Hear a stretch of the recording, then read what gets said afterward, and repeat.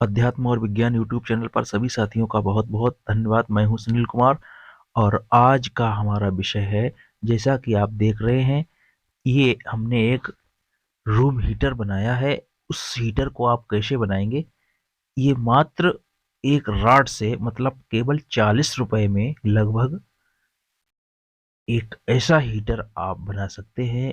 ये जो पत्ती हमने ली है, जो जिस पर ये रॉड लगाई है, नीचे वाला जो स्टैंड है, ये हमने पुराना पंखा है उसका जो नीचे वाला हिस्सा है उसको, जिस पर पंखा कसा जाता है, और ये डीसी फैन का नीचे का जो हिस्सा है उसको हमने एक सूरा करके, इस पर हमने ऊपर एक रॉड जो आती है, रोड लाइट लगाने वाली चाइना वाली जो होती है, वो खराब लाइट से हमने पत्ती एक ली और एक बोल्ट उसको आपस में कस दिया हमने।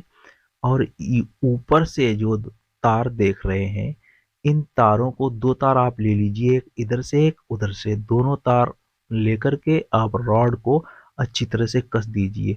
और आप इसमें पत्ती में कम से कम, हमने ये सुराख किए हैं, एक दो तीन चार, चार सुराख पत्ती में ऊपर और चार नीचे करने के बाद में आप इन पत्ती को एल्युमिनियम वाला तार है उससे सही से अपने हिसाब से बांध सकते हैं और पूरी तरह से इस रॉड को कस सकते हैं। अब रहा इधर, पूरी रॉड इस तरह से कस सकते हैं तार लगा लगा कर करके। और अब बात रह गई है कि बिजली के कनेक्शन देने के लिए दोनों वोल्ट तारों से थोड़ा अलग रखना है, जिससे कि करंट ना लगे। तो अब दोनों तार जो हैं, ये तार देखो हमने फिट किए इस पत्ती में, वैसे ही लगा करके आप फिट कर सकते हैं। और सूरा करना चाहे तो इसमें सूरा करके अच्छी तरह से फिट कर सकते हैं। हमने ऊपर सुराख नहीं किए, साइड से किए हैं। और इस रॉड को आप कस लेंगे इस तार से। अब रह गया इसकी जो कनेक्शन, बिजली के कनेक्शन आप कैसे करेंगे? बिजली के कनेक्शन करने के बाद में दोनों तार, कोई तार पड़ा हो घर में एल्युमिनियम का, 1 mm 1.5 mm वाला, और उसको लेकर के इन दोनों तरफ से, दोनों छोर जो है, इस तार से बोल्ट से कस देना है, बोल्ट में लगा करके। और कसने के बाद में इस तार को आप सीधा बोर्ड में लगाएंगे। लेकिन तार लगाने के बाद में करंट का खतरा रहेगा। करंट के खतरे के लिए आपको क्या करना पड़ेगा?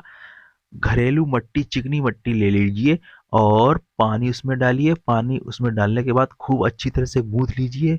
गूंथने के बाद में दोनों सिरों पर वो गीली मट्टी लगा दीजिए।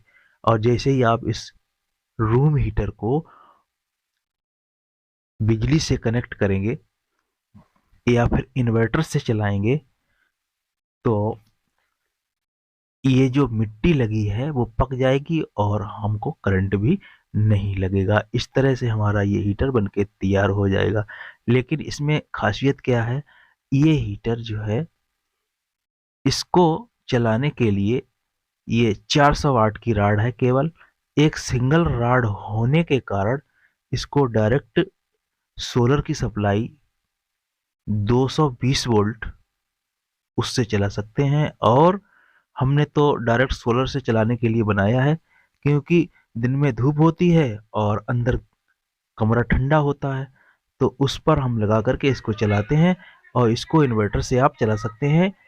आप बाहर से कहीं आए और इन्वर्टर से चला करके इसको यूज कर सकते हैं। आप इसको डायरेक्ट इन्वर्टर से चला करके घंटा 2 घंटा यूज कर सकते हैं।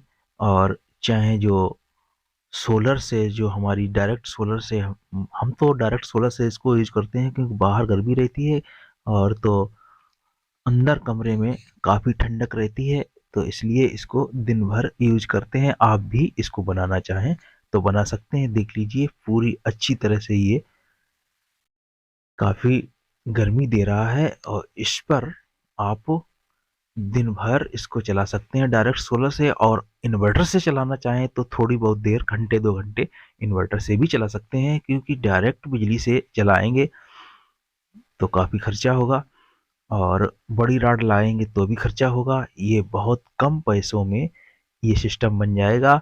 मात्र इसमें खर्च हुआ है 35 से 40 रुपए की रॉड लेनी पड़ी, बाकी सामान तो हमने घर में ही पड़ाया जो था पुराना मॉडल किसी पंखे का, या फिर कोई पत्ती अत्ती लेकर के, आप भी कोई पत्ती या पंखा की जो स्टैंड लेकर के उस पर एक बोल्ट से कसते हैं, कसने के बाद पत्ती में उसको ज्वाइंट कर दें, उसके बाद उसको रॉड को अपने हिसाब से सेट कर लें, और इस तरह से ये रूम हीटर बन के तैयार हो जाएगा। मात्र 40 रुपीज में ये हीटर बन करके तैयार हो जाएगा। अगर ये वीडियो आपको कुछ अच्छा लगा हो तो हमारे चैनल को लाइक, सब्सक्राइब और शेयर अवश्य करें, और इस तरह से आगे भी आपको नए नए तरीके के वीडियो देखने को मिलेंगे।